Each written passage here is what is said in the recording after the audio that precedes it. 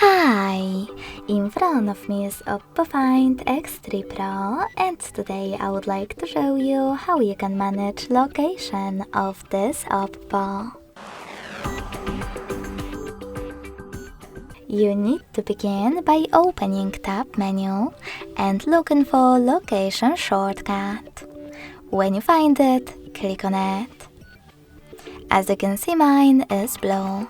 That means that location is enabled, but you can always disable it by tapping on the same shortcut again.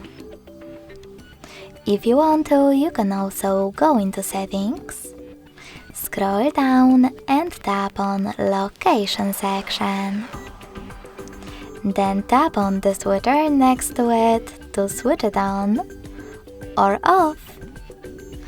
Thanks so much for watching. If you enjoyed this video, leave a like, comment and subscribe. Bye!